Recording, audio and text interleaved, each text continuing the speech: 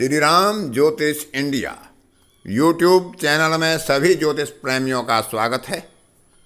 आज की कक्षा का विषय प्रसंग है कारकांश लगन से शिक्षा में रुचि का, शिक्षा प्राप्ति का और शिक्षा से प्राप्त होने वाले लाभ का विचार किस प्रकार से किया जा सकता है। सामान्यतः जन्म कुंडली के आधार पर, चतुर्वशांश के आधार पर शिक्षा प्राप्ति का विचार किया जाता है, लेकिन महर्षि जैमिनी ने एक नई विधा कारकांश जो बताई, जिसमें आत्मा कारक के नवांश राशि को लग्न बनाकर अन्य ग्रहों को जन्म कुंडली के स्थिति के आधार पर ही रख देते हैं, तो उससे भी जीवन के अनेकों पक्षों का विचार किया जा सकता है।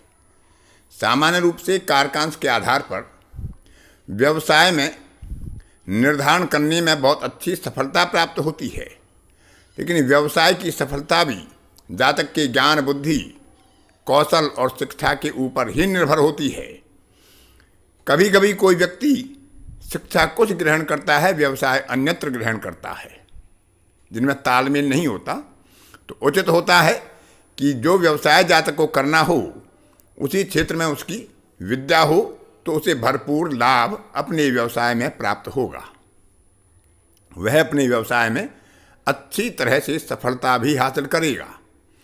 तो आज की कक्षा में इसी बात पर विचार करेंगे कि कारकांश लग्न के आधार पर हम शिक्षा प्राप्ति का विचार किस प्रकार से कर सकते हैं, जातक की रुचि का, जातक की आने वाली बाधाओं का और जातक के द्वारा प्राप्त शिक्षा का उसे जीवन में क्या लाभ होगा, अपने कर्म क्षेत्र में वह उस शिक्षा के आधार पर कितनी सफलता हासिल करेगा।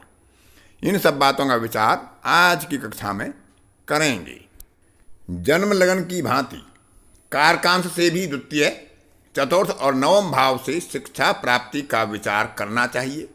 द्वितीय भाव प्रारंभिक शिक्षा का है, चतुर्थ भाव माध्यमिक शिक्षा का है और नवम भाव उच्च शिक्षा का है। पंचम भाव हमारी बौद्धिक क्षमता का और शिक्षा के द्वारा प्राप्त होने वाले संबंधों का, लाभ आदि का है, हमारे ज्ञान का है, हमारी कौशल का है, विद्या को प्रयोग करने का है। तो इस प्रकार से द्वितीय भाव का स्वामी, ये कारकांश लगन से विचार करेंगे कि कारकांश लगन से द्वितीय भाव का स्वामी अपनी राशि में हो, उच्च राशि में हो, मित्र राशि में हो, या अपनी राशि स्वामी से या कारकांश के स्वामी से या आत्मा कारक से दृष्टि या युति का संबंध बना रहा हो और कारकांश से चतुर्थेश जो है उसका भी युति दृष्टि से कहीं संबंध बनता हो, तो ऐसे जातक को विद्या प्राप्त करने में रुचि होती है, उसकी स्मरण शक्ति अच्छी होती है और वह अपनी कौशल के द्वारा विद्या को प्राप्त करने की क्षमता रखता है। इसके अलावा कारकांश में शुभ ग्रहों की स्थिति होना, कारकांश पर शुभ ग्रहों की दृष्टि होना और कारकांश से चतुर्थ भाव भी शुभ दृष्टि या युति में हो, तो विद्या प्राप्ति के लिए एक अच्छा संकेत होता है।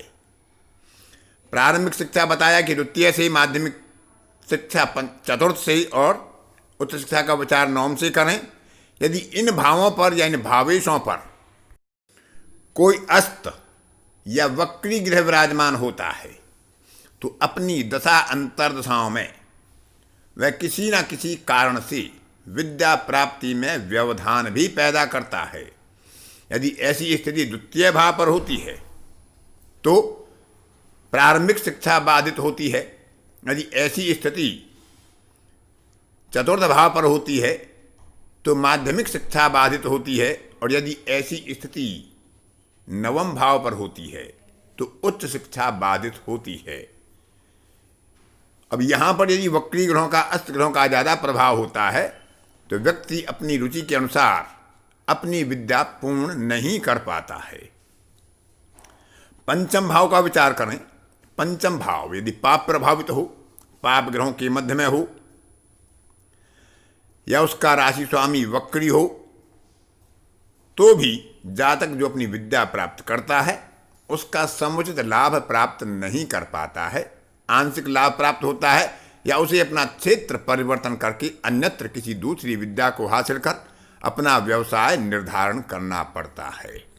प्रारंभिक शिक्षा और जो माध्यमिक शिक्षा है, जो उसने औपचारिक शिक्षा ग्रहण की है, उस क्षेत्र में उसे विशेष सफलता मिलने की संभावना कम ही रहती है।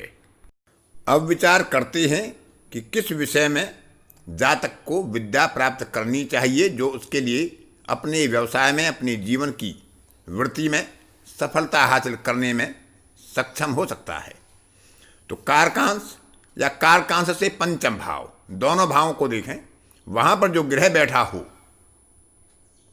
या उनके जो स्वामी हो, उनकी स्थिति देखें, उनमें जो बलवान हो, उससे संबंधित शिक्षा ग्रहण करना जातक के लिए उचित होता है।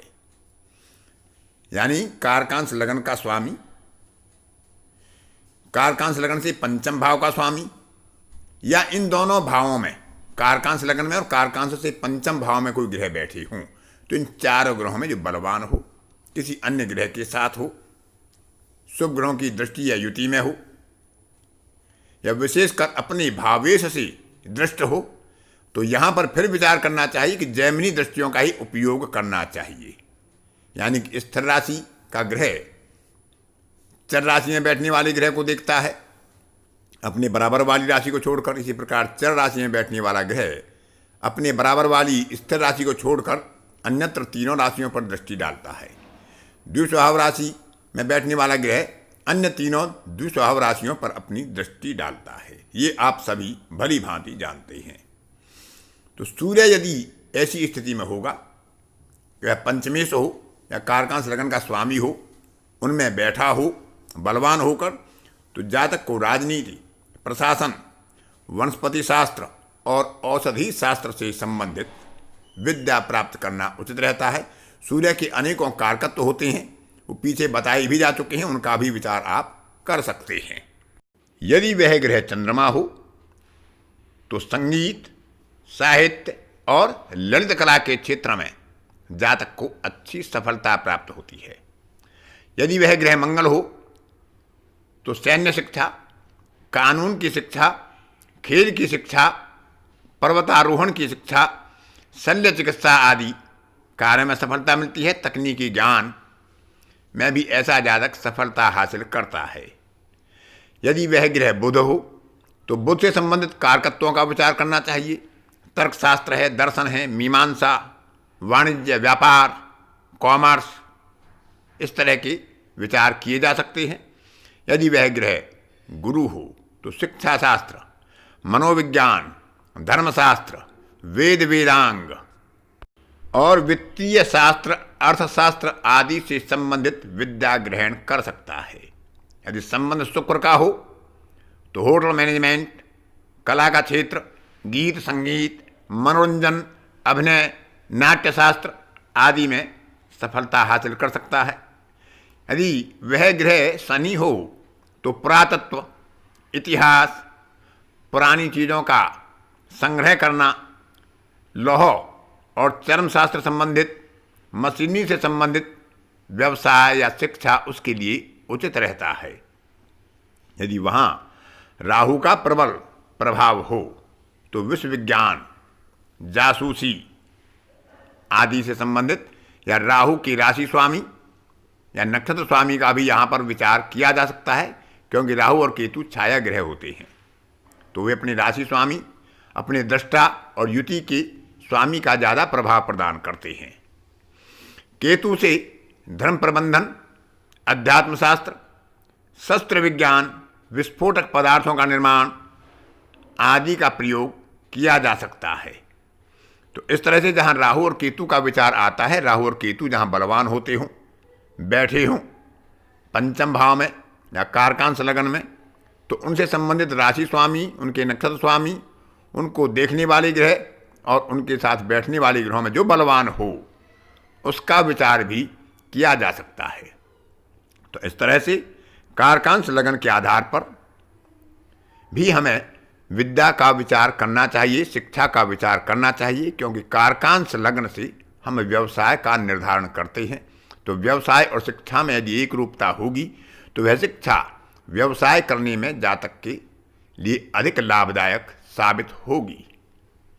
यदि शिक्षा की वृद्ध जातक व्यवसाय करता है तो उसमें उसी यथोचित सफलता की संभावना कम ही रहती है। तो इस तरह से जिस प्रकार हम जन्म लग्न से विचार करते हैं उसी तरह से हमें कारकांश लग्न से भी शिक्षा का विचार करना चाहिए।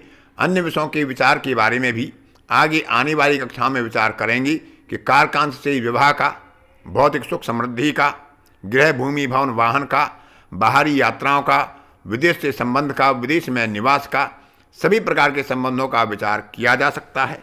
आज की कक्षा में इतना ही। अन्य किसी कक्षा में फिर किसी नई विषय के साथ आपसे मुलाकात होगी। तब तक के लिए अपनी वाणी को विराम देता हूँ। धन्यवाद।